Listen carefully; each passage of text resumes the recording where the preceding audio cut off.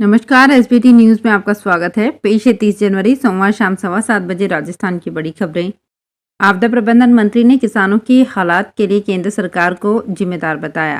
राजस्थान में ओलावृष्टि और लगातार हो रही बरसात से प्रदेश में कई जिलों में फसलों को भारी नुकसान हुआ है। इस मामले में जहां गहलोत सरकार से गिरदावरी कराकर तुरंत पीड़ित किसानों को मुआवजा देने की मांग जोर शोर से उठ रही है, तो वहीं इस मामले में अब सियासत भी होने लगी है। राजस्थान सरकार में आपदा प्रबंधन मंत्री गोविंद राम मेघवाल ने मुआवजे को लेकर केंद्र सरकार पर सवाल खड़े किए हैं। आपदा प्रबंधन मंत्री गोविंद राम मेघवाल ने कहा कि केंद्र सरकार ने जो नियम बनाए हैं उसके मुताबिक 2 हेक्टेयर तक मुआवजा देने पहले 13,500 प्रति हेक्टेयर था, अब 17,000 प्रति हेक्टेयर है। गोविंद मेघवाल ने आज विधानसभा के बाहर मीडिया से बातचीत करते हुए कहा कि केंद्र सरकार के नियमों के मुताबिक किसानों को ज्यादा मुआवजा नहीं मिल पा रहा है। राजस्थान में इसी साल लोगों को पानी की जांच की सौगात मिल सकती है। 249 नई ब्लॉक स्तरीय प्रयोगशालाओं के लिए भवन तलाश कर उनकी मरम्मत का काम शुरू कर दिया गया है। इसी साल मार्च तक भवन तैयार हो जाएंगे। इसके बाद नई प्रयोगशालाएं शुरू हो जाएंगी। प्रयोगशालाएं चालू होने के बाद प्रदेश में ब्लॉक स्तर पर पानी जांच की सुविधा मिलेगी। इससे लोगों को शुद्ध पेयजल का सपना साकार हो सकेगा। राजधानी जयपुर में सरकार की ओर से रात 12 बजे के बाद कोई भी क्लब नहीं खुलने के निर्देशों के बावजूद जयपुर में कई क्लब्स के देर रात तक खोले जाने की खबर मिल रही है। इन शिकायतों के बाद अब जयपुर के सिविल लाइन से विधायक और कैबिनेट मंत्री प्रताप सिंह खाचरियावास का बड़ा बयान सामने आया है। खाचरियावास ने रात 12 बजे के बाद क्लब खुले रहने के लिए जयपुर पुलिस को जिम्मेदार बताया है। खाचरियावास ने कहा कि रात 12 बजे के बाद क्लब खुलना गैर कानूनी है और क्लब बंद करवाना पुलिस की जिम्मेदारी है, जो नहीं हो रही है। राजस्थान विधानसभा में जलदाय मंत्री महेश जोशी के जवाब से असंतुष्ट सीएम सलाहकार ने कहा, मेरे इलाके में 16 साल पहले चंबल नादौती पेयजल प्रोजेक्ट लटका हुआ पड़ा है। मेरा पूरा इलाका बूंद बूंद पानी के लिए तरस रहा है। इस पर ध्यान क्यों नहीं दिया गया? जिस पर एसपीएमएल कंपनी को काम दिया उसे 2008 तक पहले फेज का और 2016 तक दूसरे फेज का काम पूरा करना था। अब भी काम पूरा नहीं हुआ है और कंपनी को पेमेंट कर दिया गया है। पांचना बांध से पानी नहीं दिया जा रहा है। रामकेश मीणा को स्पीकर ने टोका, लेकिन वे लगातार बोलते रहे। बाद में जलदाय मंत्री महेश जोशी ने कहा कि कंपनी के खिलाफ नियमों में रहकर ही एक्शन लिया जाता है, आगे भी एक्शन होगा। मोटा मुनाफा कमाने के लालच में राजस्थान के 5,000 से अधिक परिवार संकट में आ गए हैं। इनमें से अधिकतर परिवार सीकर जिले के हैं।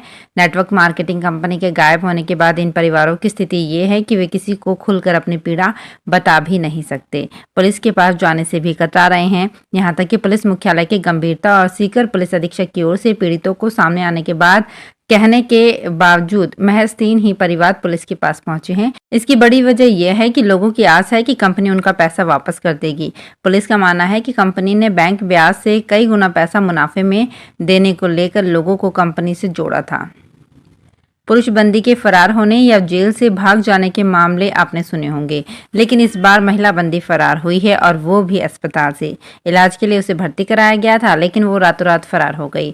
आज सवेरे जांच पड़ताल की तो पता चला कि उसका बिस्तर खाली पड़ा है। मामला अलवर जिले का है। राजस्थान में पब्लिक ट्रांसपोर्ट की सबसे बड़े डिपार्टमेंट राजस्थान रोडवेज अपने पिछले 13 साल के सबसे बुरे दौर में आ गया है। ये स्थिति पिछले कोविड के बाद से ज्यादा बिगड़ी है। इन 3 साल के दौरान न केवल राजस्थान रोडवेज की बसों की संख्या कम हुई, बल्कि कई रूट्स पर बसों का संचालन बंद हो गया तो कई पर फेरे कम कर दिए गए हैं।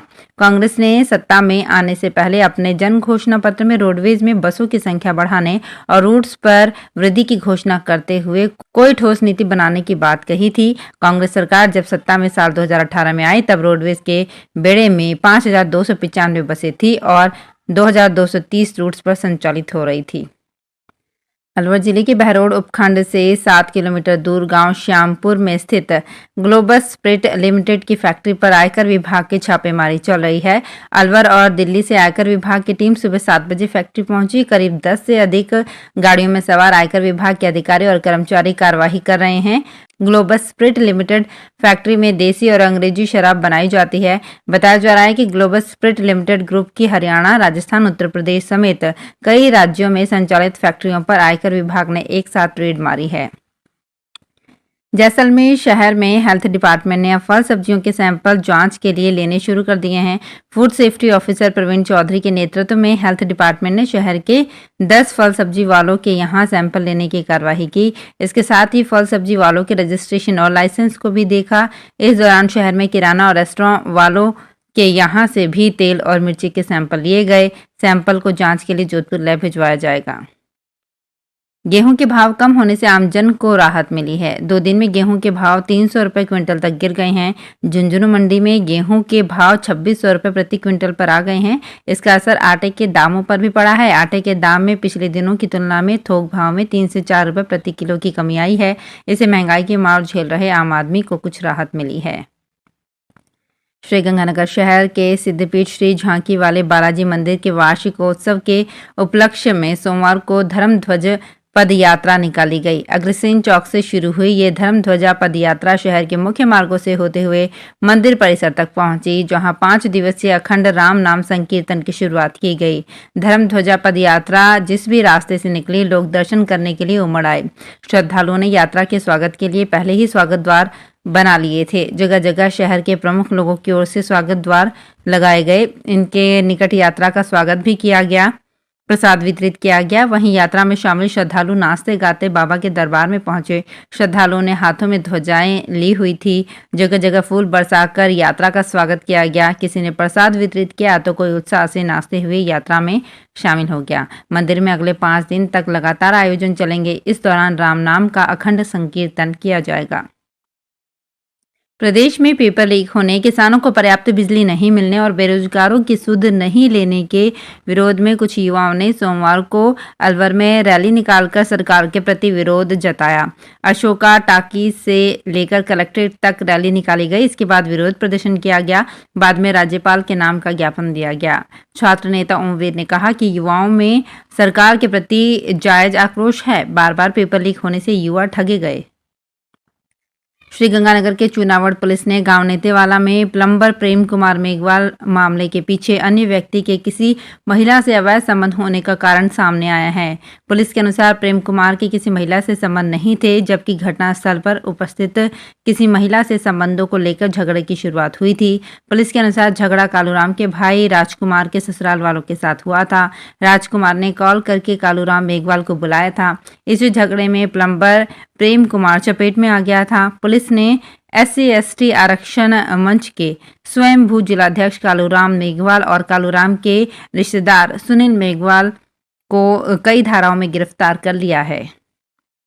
राजस्थान में दीनी और दुनियावी तालीम बच्चों की प्रभावित ना हो, इसके लिए पंजीकृत मदरसा पंजीकरण की प्रक्रिया को अगले महीने से सरल किया जाएगा। विभाग की कार्यप्रणाली में गति लाने के लिए आगामी दिनों में अल्पसंख्यक मामलात विभाग कई नवाचार करेगा, ताकि अल्पसंख्यक तबके को आने वाली परेशानी को दूर किया जा सके। लोन आदि नहीं मिलने पर सीधी विभाग की वेबसाइट पर शिकायत करने की कवायद भी विभाग करेगा। राजस्थान अल्पसंख्यक वित्त और विकास निगम लिमिटेड की ओर से वित्त वर्ष 2022-23 में ऋण वितरण के लक्ष्य को पूरा करने के निर्देश दिए गए हैं। इसके लिए नियमों का सरलीकरण किया जाएगा। श्रीगंगानगर में छात्र संघ के उद्घाटन कार्यक्रम को लेकर आयुक्तालय कॉलेज शिक्षा की ओर से 24 जनवरी को जारी किए गए आदेश का यहां भी विरोध शुरू हो गया है। यहां के छात्र संघ पदाधिकारियों में आदेश को लेकर नाराजगी है। उनकी नाराजगी समारोह के आयोजन को लेकर विधायक की सहमति को लेकर है। उनका कहना है कि जब विधायक का छात्र संघ चुनाव में कोई रोल नहीं है तो उनकी सहमति क्यों जरूरी है। हालांकि श्रीगंगानगर जिले में ज्यादातर कॉलेजों में छात्र संघ समारोह आयोजित हो चुके हैं। इस संबंध में डॉक्टर भीमराव अम्बेडकर राजकीय महाविद्यालय श्रीगंगानगर के छात्र संघ अध्यक्ष आर्यन वर्मा से बात की तो उन्होंने कहा कि महाविद्यालय प्रशासन की सहमति तो सही है, मगर विधायक की सहमति का हम विरोध जताएंगे। उन्होंने कहा है कि इस तरह का तुगलकी फरमान आम छात्रों के खिलाफ है, जिसे किसी भी सूरत में बर्दाश्त नहीं किया जाएगा। तो फिलहाल इस बुलेटिन में इतना ही। फिर हाजिर होंगे कुछ और बड़ी खबरों के साथ।